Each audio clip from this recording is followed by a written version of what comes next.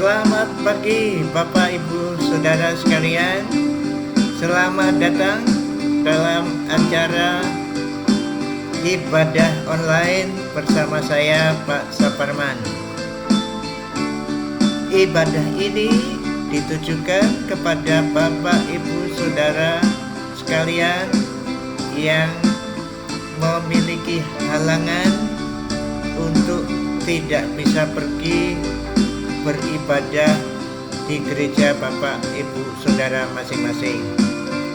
Mungkin Bapak Ibu lagi sakit, berbaring di rumah sakit, atau dalam keadaan sakit di rumah, ataupun halangan-halangan apapun yang menyebabkan Bapak Ibu tidak bisa pergi ke gereja untuk beribadah. Kalau tidak ada halangan, silahkan Bapak Ibu Saudara ibadah ke gereja masing-masing. Mari Bapak Ibu Saudara sekalian, kita menenangkan hati kita untuk menikmati kehadiran Tuhan lewat ibadah ini. Kita siapkan hati pikiran kita untuk merenungkan, mendengarkan, menimbang-nimbang firman Tuhan dan penjelasannya untuk kita terapkan dalam kehidupan kita sehari-hari, dalam usaha kita menaati firman Tuhan. Mari kita minta bimbingan Roh Kudus untuk membuka pikiran dan hati kita, perasaan kita, serta kerinduan untuk melakukannya. Mari.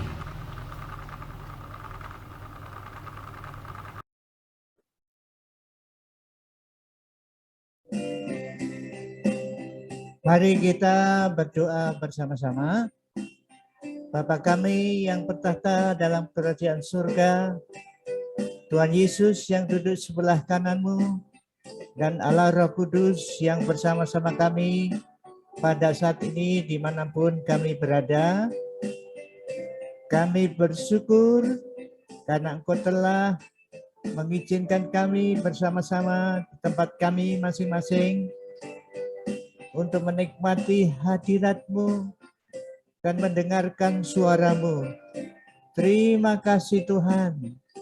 Kami manusia hina, tetapi Allah pencipta alam semesta, penguasa langit dan bumi, berkenan bersabda kepada kami pada acara ibadah ini.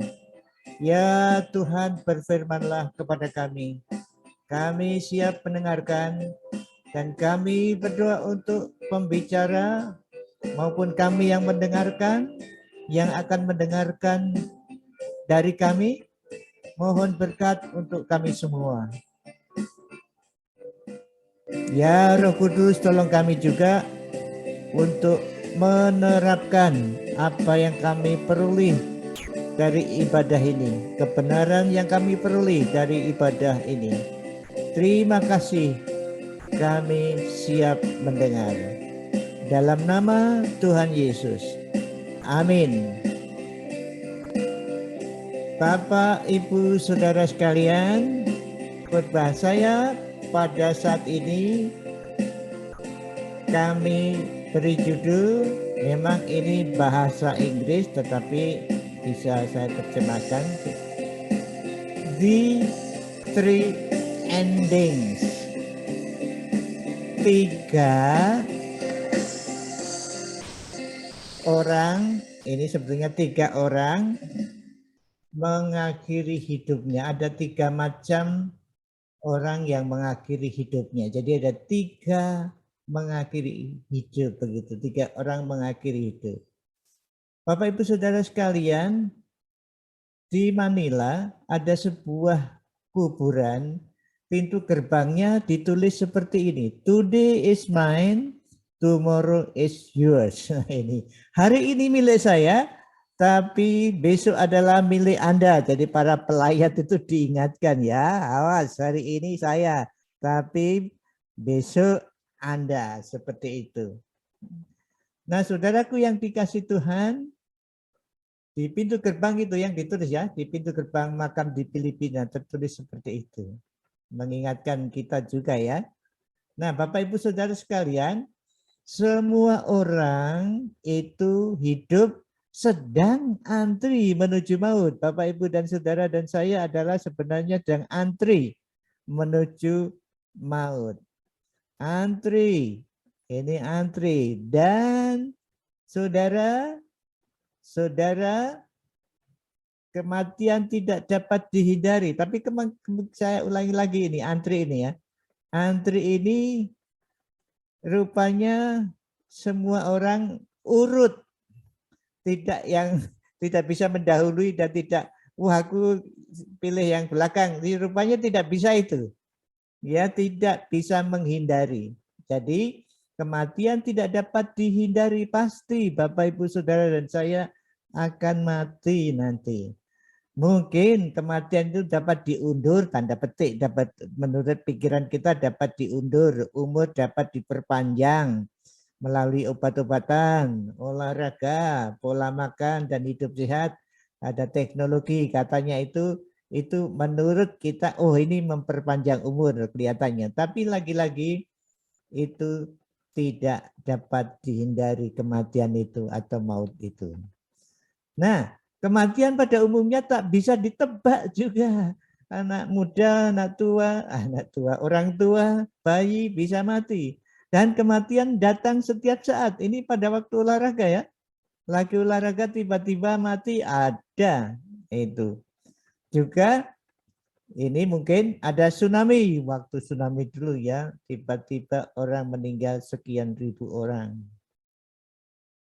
Lain daripada itu juga mungkin ada hal-hal lain yang menyebabkan kematian. Dulu ada penyanyi, siapa ini ya, penyanyi apa itu yang jadi kepala daerah di Palu itu ya, itu Pasya ya, Pasya Ungu menyanyikan lagu ini. Andai ku tahu kapan tiba ajalku. Nah, lalu ada nyanyiannya aku takut itu.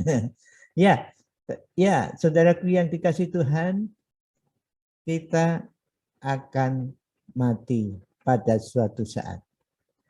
Apakah Anda sudah siap? Sudahkah Anda siap menghadapi kematian itu? Pada hari Jumat April tahun 32, itu diperkirakan itu, ada 3 pribadi yang sedang menghadapi kematian. Dari mereka kita melihat 3 pribadi waktu menutup mengakhiri hidupnya itu seperti apa, itu dapat kita lihat dalam kisah ini.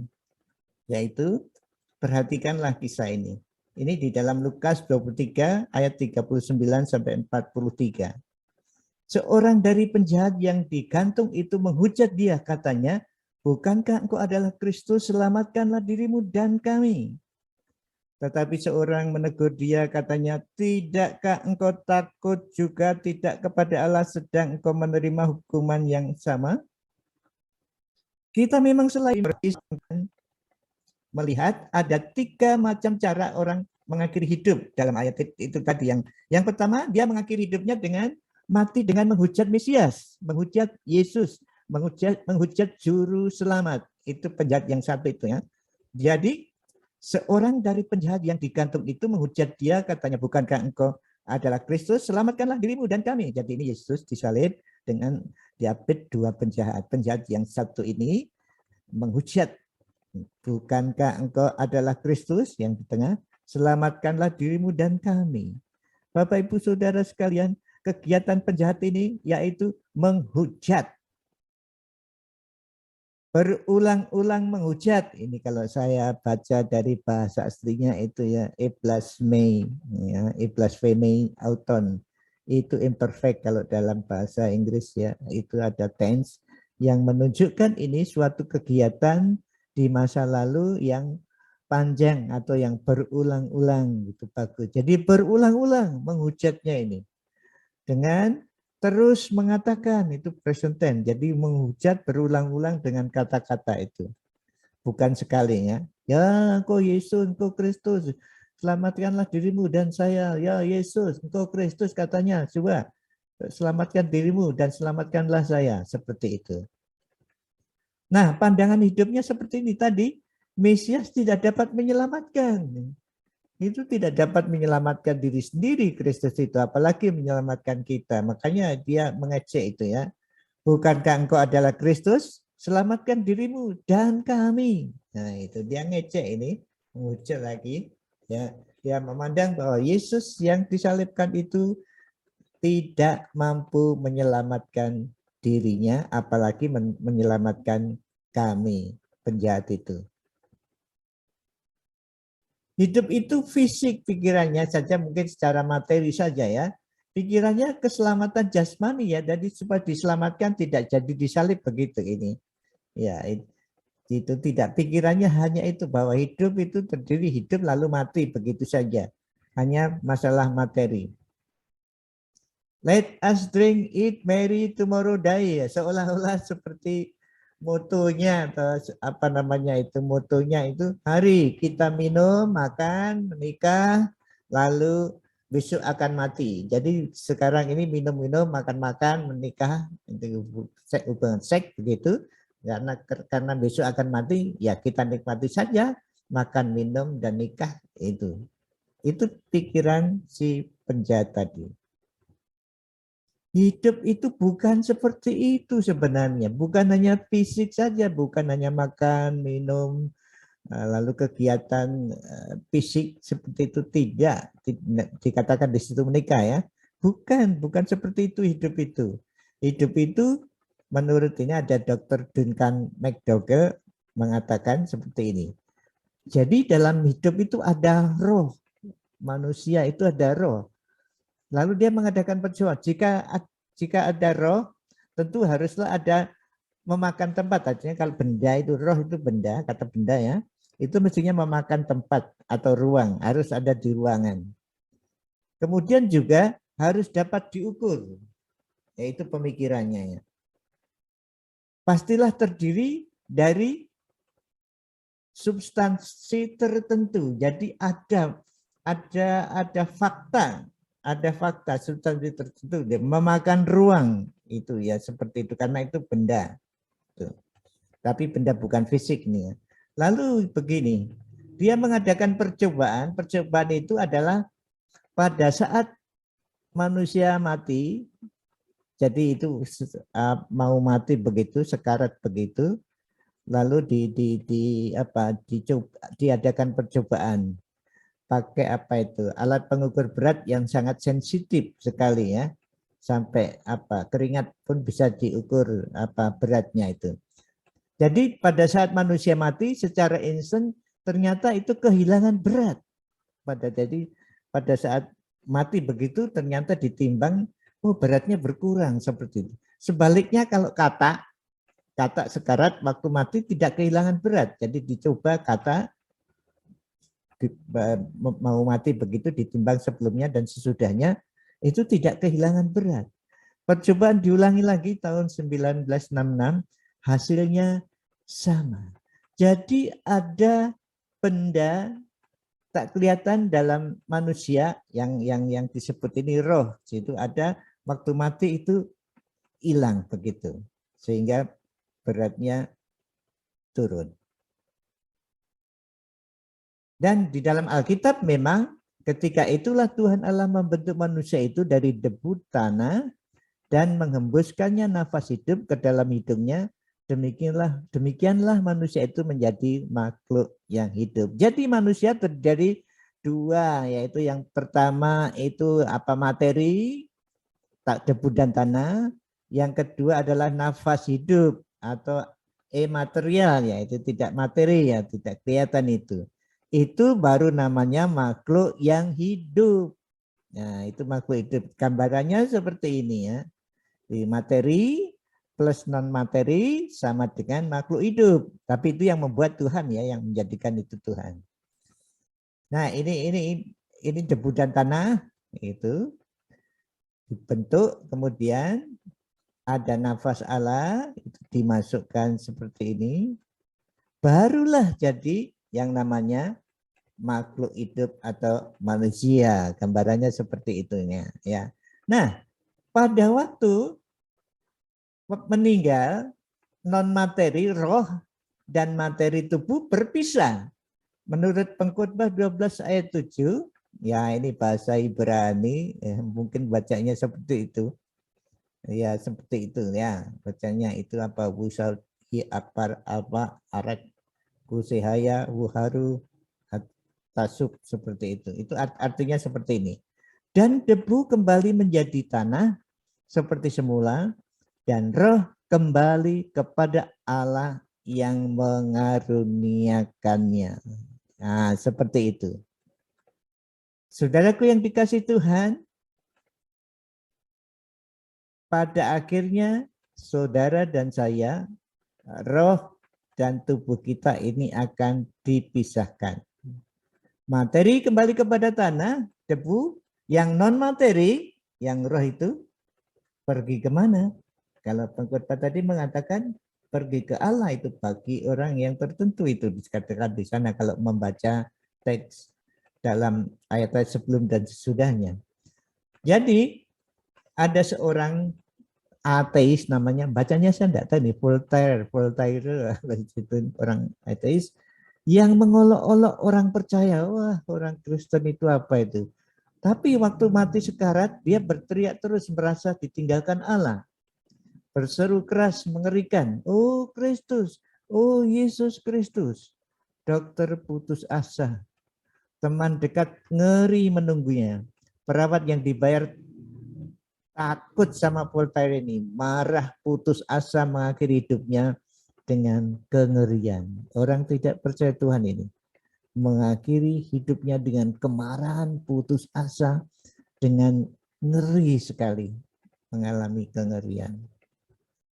Ada lagi orang yang namanya Thomas Paine, itu menulis buku The Age of Reason yang mengecek kekristenan. Tapi pada waktu mati, mengakhiri hidupnya, oh Tuhan tolonglah aku, Allah tolonglah aku, Yesus Kristus tolonglah aku. Berulang kali begitu ya, tolonglah, tolonglah. Aku akan memberikan semua milikku seandainya aku punya. Sehingga buku The Age of Reason tak pernah diterbitkan. Sudah diterbitkan dan mengacu kepercayaan banyak orang percaya itu ya. Tapi ini akhir hidupnya, berteriak-teriak.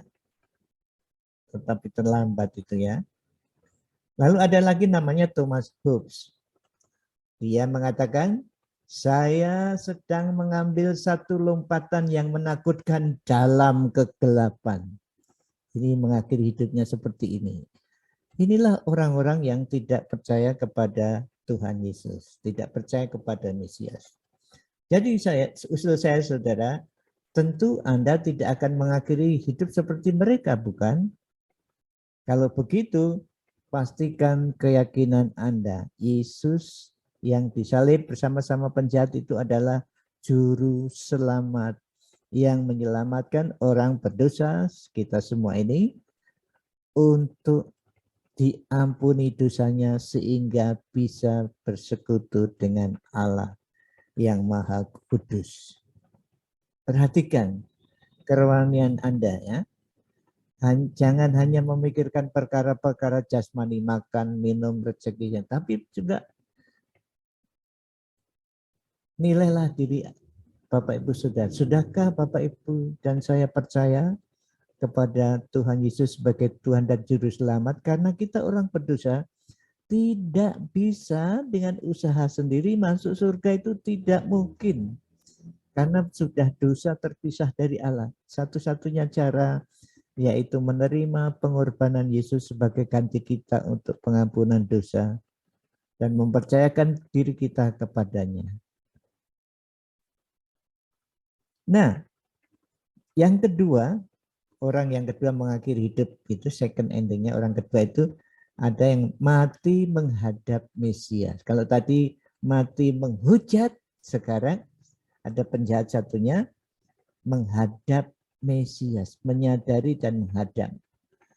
Ada kata D itu tetapi, itu kontras dengan pencuri ya satu ya. Penjahat yang satu dan penjahat yang lain itu sama-sama penjahat tapi ada bedanya. Itu heteros, ada lain. Sama-sama pencuri tapi hakikatnya lain, isi hatinya lain. Yang satu pikirannya hanya tadi apa, makan, minum, menikah, lalu mati, begitu saja, tidak ngerti yang selanjutnya. Tapi yang ini lain, hakikatnya lain, walaupun sama pencuri tapi sadar bahwa dia lain dari pencuri itu. Pandangan hidupnya ini mengenai dirinya sendiri itu, berdosa aku layak, dihukum salib seperti ini aku memang layak. Jadi sadar, dia menyadari bahwa akibat perbuatannya itu dia dihukum, dia adalah orang berdosa dan mengakuinya. Kita memang selayaknya dihukum sebab kita menerima balasan yang setimpal dengan perbuatan kita. Tetapi orang ini tidak berbuat sesuatu yang salah. Jadi dia memandang Yesus seperti itu. Lalu ia berkata, Yesus, ingatlah akan aku apabila engkau datang sebagai raja. Jadi saudaraku, orang ini mengakui bahwa dia berdosa, tapi juga mengakui takut memang selayaknya dihukum setimpal dengan benar. Tetapi orang ini tidak berbuat. Jadi ada ketakutan nih, selayaknya kita dihukum. Tapi juga selain dia takut akan Allah, menghormati Allah, hidupnya semata-mata tergantung belas kasihan Sang Mesias, Yesus Kristus yang disalib di tengah itu. Katanya ingatlah, lalu dikatakan dia ingatlah apa? Mengenai Tuhan Yesus, dia percaya apa? Orang ini tidak berdosa, yang disalib itu tidak ada dosanya. Orang ini dia itu Mesias yang akan datang dalam kerajaannya, jadi raja. Yang disalib ini adalah raja segala raja. Itu keyakinan penjahat yang kedua ini. Lalu dia mohon, ingatlah aku Yesus pada waktu engkau datang sebagai raja. Ya. Stefanus ini seorang yang percaya kepada Tuhan Yesus. Pada waktu mati dia mengakhiri dengan kata-kata seperti ini, ya Tuhan Yesus, terimalah roh. Ini orang beriman itu akhir hidupnya seperti ini. Yerum, seorang tokoh Kristen, itu dibakar hidup-hidup.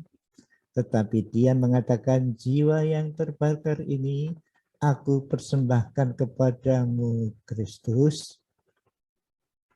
Inilah akhir hidup orang percaya. Walaupun dibakar, dia tetap tenang dan menyerahkan hidupnya, dirinya, jiwanya, rohnya kepada Kristus. George Washington, ini presiden pertama Amerika Serikat ya, dia bilang ini baik lalu mati. Ini Charles itu raja, Charles itu raja Inggris. Sekarang ini aku akan beralih dari mahkotaku yang dapat binasa, mahkota raja yang dapat binasa, pada yang tak dapat binasa, di mana tidak terjadi gangguan lagi. Luar biasa ini, rupanya Charles waktu jadi raja banyak gangguan orang yang mau merebut mahkotanya ya. Banyak gangguan, tetapi dia percaya sekarang saya akan pindah dari tempat yang lain yang pakai mahkota, tapi mahkotanya tidak dapat binasa dan tidak ada gangguan lagi. Ludwig van Beethoven, rupanya Beethoven itu tuli ya. Itu apa? Seniman penggarap lagu yang luar biasa ya, menggubah lagu yang luar biasa ini. Tapi pada waktu akhir hidupnya dia mengatakan, aku akan mendengar di surga. Luar biasa Bapak Ibu Saudara sekalian, orang-orang ini. Orang-orang ini semuanya mengatakan demikian karena mereka memiliki pengalaman pertemuan pribadi dengan Tuhan Yesus, yaitu dengan mempercayakan diri, yaitu suatu peristiwa di mana mereka mempercayakan diri kepada Tuhan Yesus secara pribadi. Jadi orang-orang ini mengaku dirinya orang berdosa, tidak mampu untuk pergi ke surga, hanya mempercayakan dirinya kepada Kristus di kayu salib yang mati untuk dosa-dosanya.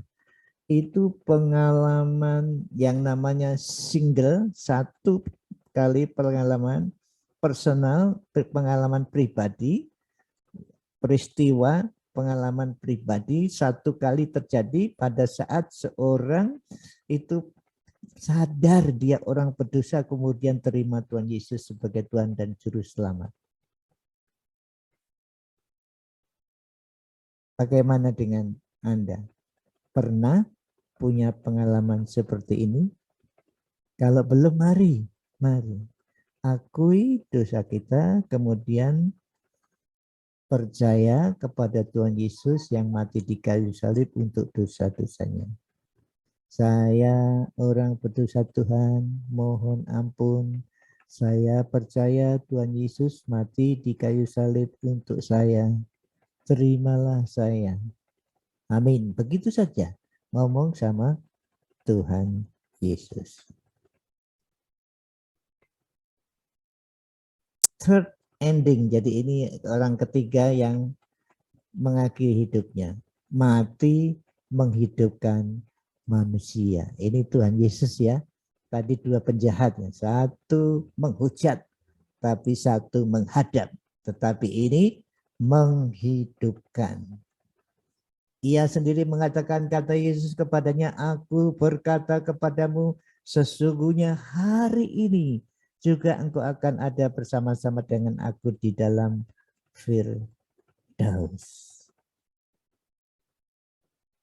Ini janji Yesus kepada pencuri atau penjahat yang kedua yang menghadap tadi.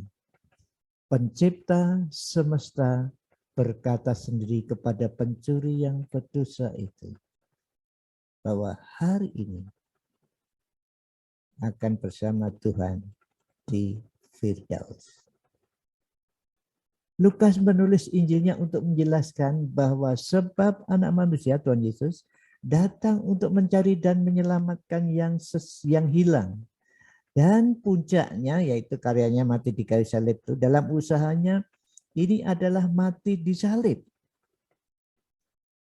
Di dalam kematian itu, ia mati untuk menghidupkan manusia. Akhir hidupnya yang dilihat oleh banyak orang itu ia menghidupkan pencuri. Jadi menghidupkan semua orang yang mau percaya. Tapi dalam kisah ini dia menghidupkan salah satu dari pencuri itu yang menjanjikan hari ini bersama aku di Firdaus. Ia menjamin katanya ini amin soilego. Ini kalau bahasa Yunani itu amin itu sesungguhnya ya. Amin ditaruh di depan itu ditekankan. Amin sesungguhnya aku berkata kepadamu. Jadi benar aku berkata kepadamu dengan jaminan. Ini respon yang instan ya, yang luar biasa. Belas kasihan Tuhan Yesus yang luar biasa pada ada seorang berdosa yang datang. Tuhan Yesus langsung menjawab ini, amin lego soy atau soy lego. Amin, aku berkata kepadamu, hari ini kamu bersama aku di paradiso, atau tadi diterjemahkan di Firdaus.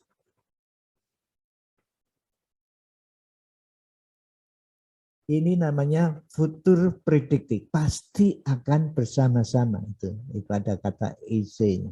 Jadi kalau diterjemahkan, hari ini kamu pasti akan bersama-sama dengan aku. Seperti itu di Firdaus. Di Firdaus, Taman Eden, tempat bersama dengan Simeron. Hari ini ada orang yang memberi tanggal itu Jumat 10 April tahun 32 itu Yesus disalib. Tapi oke, tidak semua orang setuju ya, tapi ini yang memberi tanggal seperti. Jadi Tuhan Yesus seperti hari ini jam berapa itu? Jam 3, jam mungkin belum mati, siapa mati, Yesus lebih mati dulu. Hari ini jam 3:04, katakanlah matinya pencuri. Hari ini jam 3:04, 10 April, kamu pasti akan bersama-sama dengan aku di Eden, di paradiso, di Firdaus. Doa pencuri itu remote view maunya nanti ya. Oh nanti Tuhan kalau engkau datang sebagai Raja ingat saya. Tapi jawabannya adalah immediate future, segera. Itu beberapa menit saja ya, berapa menit.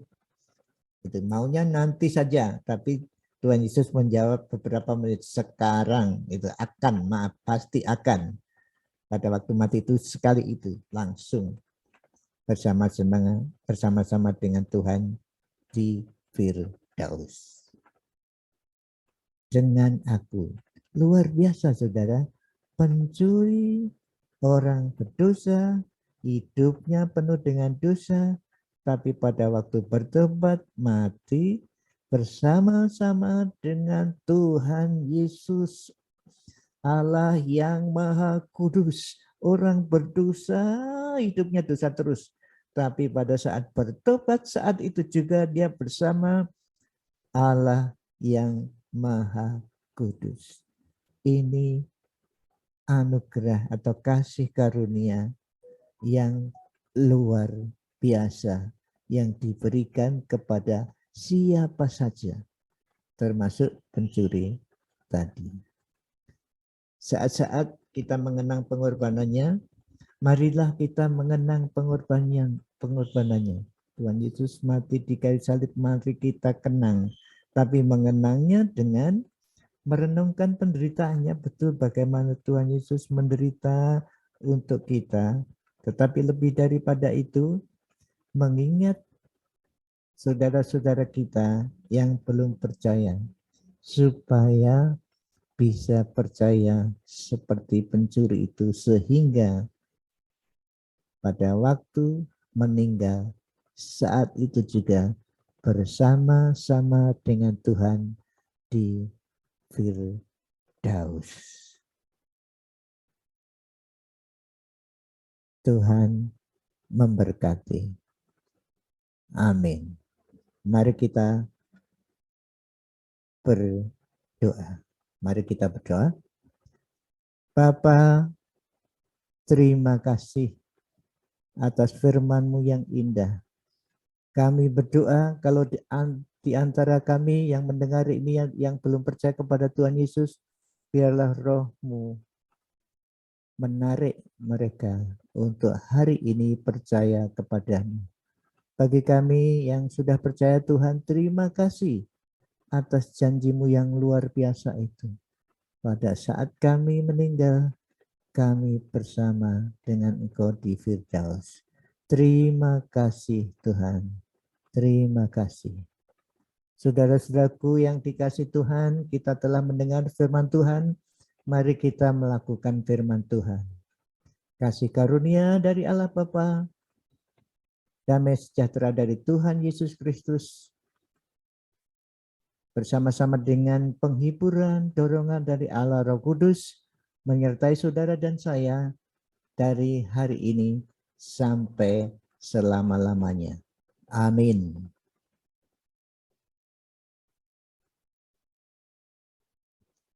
Selamat hari Minggu, selamat berkarya.